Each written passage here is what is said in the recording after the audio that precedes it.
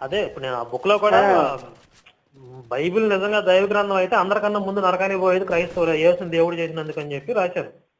అవునవును సార్, మీరు రాసిని 100% అందులో వాస్తవాలు సార్, కరెక్ట్ అని ఒప్పుకుంటాను. కానీ ఇంకోటి ఏంటంటే సార్, అదే సార్ ఇదే నేను మెయిన్ ఇదే చెప్పాలనుకున్నాను. మీరు ఏంటంటే సార్, మీరు ఖురాన్ అయినా మీకు తప్పు కనబడింది సార్, మీరు ఓపెన్ గా మాట్లాడండి తప్పు లేదండి. కానీ దయచేసి ముస్లింస్ కానీ లేదంటే వాళ్ళ దేవాలయాలు కానీ అంటే అది కరెక్ట్ కాదని నా నా నా నేను అభిప్రాయం మీకు సార్. ఇప్పుడు చెప్పాను రీజన్, ఇప్పుడు అక్కడ మసీదు గురించి ఎందుకు మాట్లాడాను అన్నది చెప్పాను. శ్రీకృష్ణ జన్మస్థానం హిందువులు పవిత్ర పుణ్యక్షేత్రంగా భావించే దేవాలయాన్ని కూలగొట్టి ఆక్రమించి అక్కడ మసీదు కట్టాల్సిన అవసరం ఏముంది వాళ్ళకి? అదే అదే ఇప్పుడు మీరు ఉన్నారు సార్, నేను మిమ్మల్ని విషయం అండి, మీకు అక్కడ మక్కా మసీదు ఉంది, మీకు ఒక రకంగా పవిత్ర పుణ్యక్షేత్రం లాగా ఫీల్ అవుతారు కదా. అది అక్కడికి వెళ్ళి మక్కా మసీదుని తీసేసి కొంత భాగాన్ని తొలగించి మేము అక్కడ ఏ రామాలయమో శివాలయమో కట్టామనుకోండి, మీరు అక్కడ బాధపడతారా లేదా?